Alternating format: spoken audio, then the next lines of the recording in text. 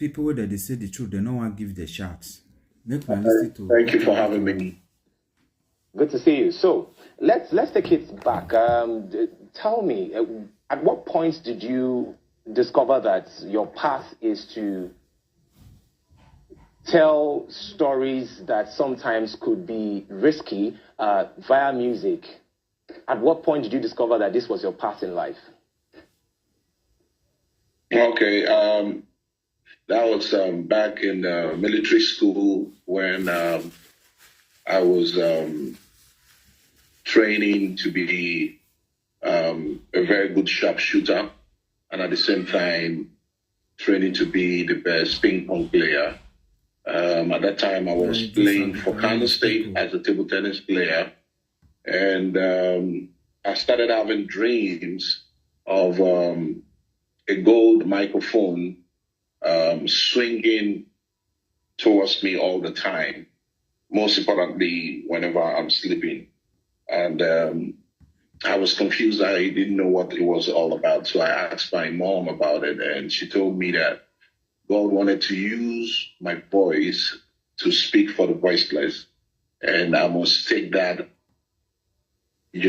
passionately. I must take that as a religion, and I must take it passionately because it doesn't normally fall by. And the challenges that I will face is that I should learn to be contented when I take this kind of job as serious as possible as my career. So it's been from a long time, and that dream has been directing me to my destination, and I'm not surprised where I am today. To God be the glory. My responsibility basically is to use music to add value to the lives of people. When I was playing ping pong, I didn't really know much about music, but I was invited to the Soldiers Club and I saw people rapping for the first time. And I was like, wow, this is interesting, But at that moment, I get to understand that they were actually miming on other people's songs. So I decided to start writing stories at a tender age to speak for the voiceless. So if I'm saying something that is wrong, it's my responsibility to talk about it through music, whether anybody likes it or not. Interesting. I remember the Remedy days, the fun. Were you trying to, at that point in time, were you just having fun or you were just trying to blow up? Because it was a big deal. Yeah, at that moment, I was just trying to create an edge for myself, get to be in the industry. And when the time comes, when I'm doing my thing, then I will switch to my call and start doing what God has asked me to come to do in this world. Do you sometimes regret the path that you've chosen, or the niche, the genre, if I would put it that way, that you've chosen? Do you think you might have been richer if you had chosen to just be very commercial with your music? Now, Fela Anikulapo says that music is not just for merry. Music is a tool to speak for people. Music is a tool to fight corruption. So I'm a student of Fela Anikulapo, and I was very, very happy that God actually led me to my call, and I love what I'm doing. I have no regrets at all. Okay.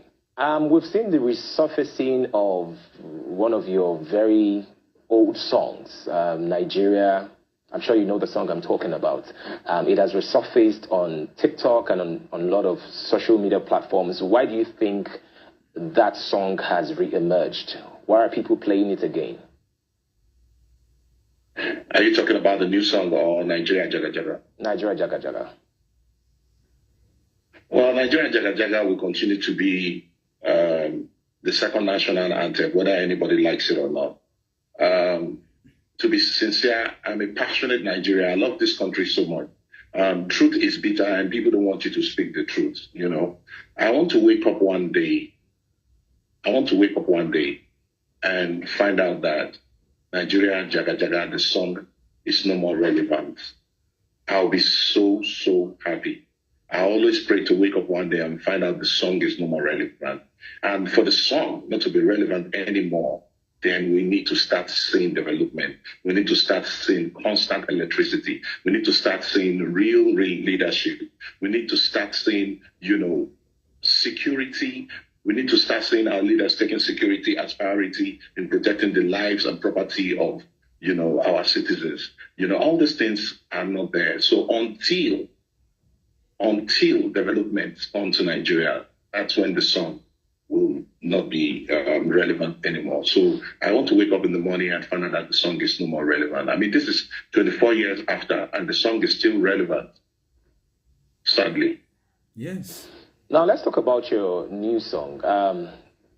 It was tagged NTBB, not to be broadcasted, because it contravenes with certain sections of the Nigerian Broadcasting, Commission, the laws. However, there has been a lot of conversations around it, and one of those conversations is some people think that you took a direct swipe at a non-elected official. Is there a particular reason why you decided to take that route? This guy know what he did for Nigeria. Where seek this song? Okay, I was inspired by Sheyi Tinubu, to record this song. I saw a video where he was campaigning for his father, and he was defending his father. Saying that my father is the best president, my father is the greatest president. They are coming for my father, they are coming for my father. My father is the greatest president, my father is the greatest president. He repeated it like 5 times or 7. But Sheyi, I differ. Because you look more perfect, when you are silent than when you speak. I would advise, Sheyi to hand over the microphone to the MC next time. He lacks the charisma and purpose to express himself, telling the truth about, the true economic situation of Nigeria at the moment under his father's government. Tinubu is the best father to Sheyi Tinubu, but he's the worst president to Nigeria. You know what I mean? He has empowered Sheyi Tinubu as a son, but Nigerian youth don't have jobs, talk less of food to eat. The Nigerian youth can travel by road, because of kidnapping, So I asked Sheyi Tinubu to travel by road, without insecurity. Let him feel the pains, of ordinary citizens. Nigerian youth are just asking for basics, electricity, security, enabling economic policy, job creation, not palliatives, So I keep hearing people saying that why should I attack Sheyi Tinubu personally? If Sheyi Tinubu came to be part of politics, he talks about his father. He was defending his father. If he never talked about it, I wouldn't have recorded a song like that. So I am answering him, by, replying him with that video that he made. So if Sheyi had kept quiet, I wouldn't have said anything directly to him. So that's it, my brother. So I'm inspired by Sheyi Tinubu to record that song. Tinubu lied about fuel subsidy, lied about economic recovery, lied about fixing the naira, lied about a lot of things, So it's a sad situation, and it's my responsibility to say it the way it is. If you listen to the song, there's nowhere you hear any insult. It's just basic fact of everything that his father has done through his policy. So you're saying that you did not directly insult Sheyi Tinubu? In any way or form? Tell me where you see it. Okay. Tell me where the insult is in the song. Okay. No, I'm just. You are the one that saying because some people are saying that there's a direct. This one, yes, you've asked when I asked elected individual. Of course, because when I speak truth to you, you will see that insult. Yeah. Truth is bitter. So when I speak the truth, you see that insult. All right, now let's talk about the banning of the song. It seems like this is not the first time it's happening to you. This is the second time. Do you think it has made the song more popular?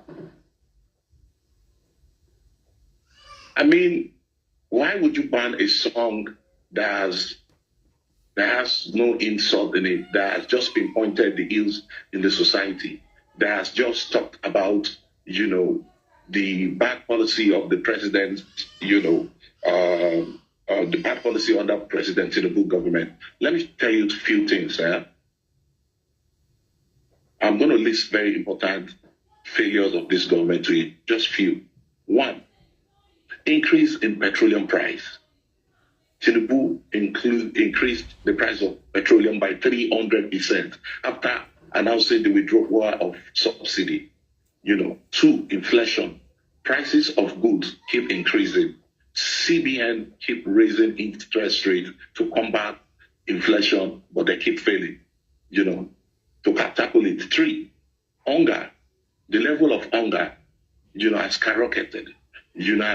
Broken away, or the promises, it's a sad situation. The using palliative to address situation is not a solution. Four, reduction of purchasing power. The high inflation has affected purchasing power of Nigerians. People can't even buy anything. Salary is 70,000 naira, and that salary is not enough for you to pay for electricity in 1 month. Don't forget they've increased electricity tariffs, and we still don't have light. Five, insecurity. Terrorists are kidnapping Nigerians, hundreds of Nigerians in a single operations. Farmers can't go back to farm anymore. And the government is busy bringing in GMOs, genetic modified organisms, to eradicate Nigerians. You and I know it's not healthy. Instead of you sending your security agents to go into the forest to, clear these terrorists. Six, increase in transportation. The high cost of petroleum automatically affected, transportation. Seven, devaluation of Naira. The devaluation of Naira has brought in many disadvantages for a country, that relies, on imports. Eight, poverty and reduction in wealth. Many people have been thrown into poverty, in just 2 years. The wealth of others have been reduced because of devaluation of Naira under this government, Yeah. Nine, I was, I think continue, it took plenty, my brother. So why won't I reply Sheikh Tinubu after he came out to say that his father was the best president? No. So sorry, your father isn't the best president. People are dying, people are crying, people are jumping into lagoon. So Sheikh, my message to you is tell your daddy, tell your father that this is the reality of Nigerians. Nigerians are dying. You've never witnessed poverty in your life before. You travel with private jets all the time.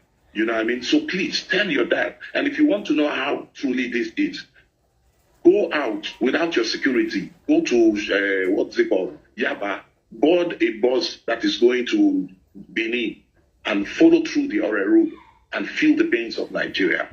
What I mean? Eedris, yes, there have also been unconfirmed reports that you were offered about 200 million to sort of silence this particular song. How true are these unconfirmed reports online? Okay, so I've been through this road before. I know how they play their tricks, So 2 days ago, I received a call while I was in the car, driving home, and the person was like, "Hello, I'm Honorable." He called his name so quickly, and I asked him, "You said Honorable what?" And he didn't answer me, and he continued his conversation immediately, saying that I was in a meeting last week where the government of Tinubu were saying that they were going to reach out to you. Please, when they call you, don't take the money. Don't take the money. We are going to be supporting you on the ground. We are going to give you 200 million. Look at this guy. You look at me like a child. You won't put word for my mouth. Make up on the talk, say, okay, really? Oh, I'm interested. Who are you? So then later on, you play my audio conversation out for people to say, look at the person that is fighting corruption. My brother, I've lived my life 3 decades. If I wanted to be a billionaire, I would be praising these people. You know what I mean? So I am not interested in that. My responsibility is to have a better Nigeria. Have a better Nigeria in the areas of when we will have strong presidents who will wake up in the morning and say, you know what? Let's change this constitution back to regional government, where everybody will go back to where they belong to and make use of their resources to do what? To create wealth for their people. Then take whatever you need to take from center, instead of everybody going to center to come and grab whatever it is that is called national cake. Okay, Secondly, remove all these judiciary criminals, whether you like it or not. They are criminals, because the young, the poor people, last hope should be the judiciary. Unfortunately, the judiciary is catch and carry. Yes, So my brother, there is problem. There's problem in the land. People are dying. People are killing themselves. People are committing state suicide. So the best person who gave me the opportunity to be able to record the song and inspire the song is Sheikh Tinubu, because he came out to defend his father. So I need to send the message back to him to go and tell his father that, listen, there's problem. People are dying. There's hunger in the land. There's corruption in the land. The government has been borrowing too much money. What are you doing with all the money? We don't know. President. You want to go room allegedly for all those way they happen for your stories papa tell you want to go room for Lagos. Is it the Natasha story you want to talk about, or the state of emergency in Rivers State? For goodness sake, there are kidnappers in Castinas killing people, kidnapping people in Kebbi State, every Kaduna State, all part of Northeast. There is no state of emergency. Why state of emergency? Why removing a elected governor? It is obvious you guys are interested in Rivers State and you want to grab it for yourself. So my brother, there is problem. I don't know how to say to be diplomatic about the truth. I'll tell you to your face whether you like it or not. I have a problem with that. All right, Eedris, you speak with so much passion, and of course you've mentioned certain issues that is very, very clear to the common man and is very, very clear to the everyday Nigerians. However, I also don't want to get very personal with you. Has there been any points in your life where you decided to say, you know what, since nothing has necessarily changed since over 25 years I've